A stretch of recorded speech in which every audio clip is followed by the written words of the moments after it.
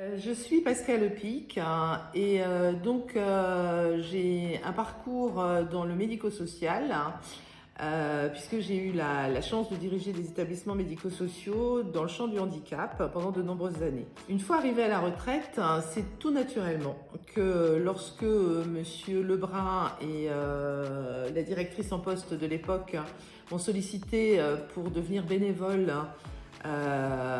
au sein de l'UDAF, c'est tout naturellement du coup que j'ai dit oui, puisque j'y voyais un intérêt dans le sens où le logement a été une de mes préoccupations durant de nombreuses années.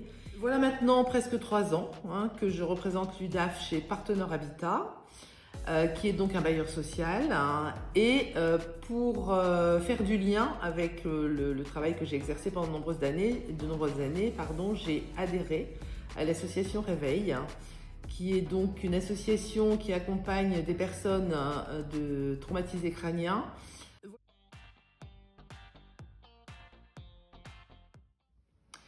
Donc chez Partenaire Habitat, je fais partie du conseil d'administration et auquel je participe à raison de 5 fois par an en représentation de l'UDAF.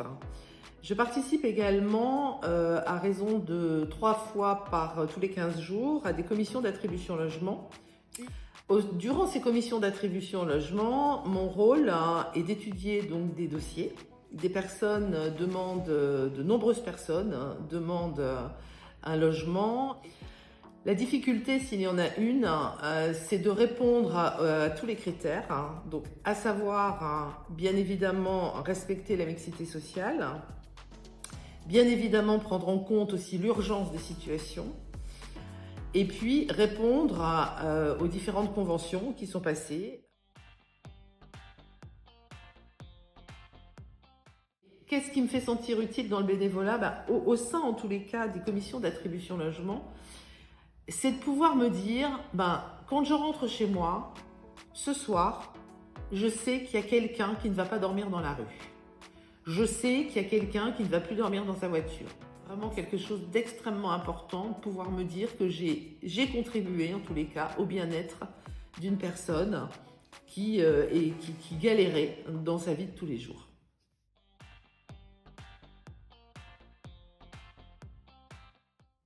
Ce que je dirais à une personne qui souhaiterait s'engager, c'est de lui dire fonce.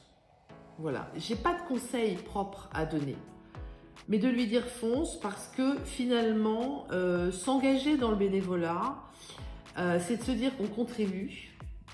Alors ça rappelle un peu, mais qu'on contribue au bien-être de personnes, que on va aussi à la rencontre des personnes, qu'on ne reste pas dans son petit coin tout seul, que certes c'est pas toujours facile de s'engager, mais que ça vaut vraiment le coup finalement. Il y a une plus-value quand on s'engage dans le bénévolat.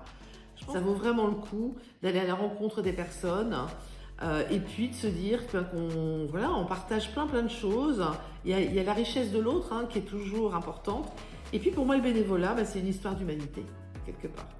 Donc cet engagement-là, je pense qu'il faut oser se risquer dans la vie et puis oser aller vers l'autre, oser s'engager pour faire du bénévolat. Et on a besoin de bénévoles. On a énormément besoin de bénévoles en France.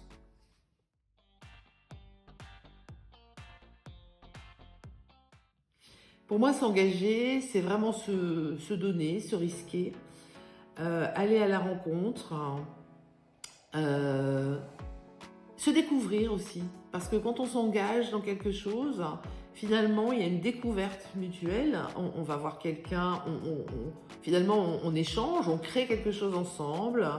On provoque la rencontre, on provoque des actions, on provoque plein de choses. Tout à l'heure, je parlais d'humanité, c'est ça en fait. S'engager, c'est vraiment être dans cette humanité. Et puis se dire que, encore une fois, les autres méritent aussi qu'on aille vers eux et qu'on s'engage pour eux.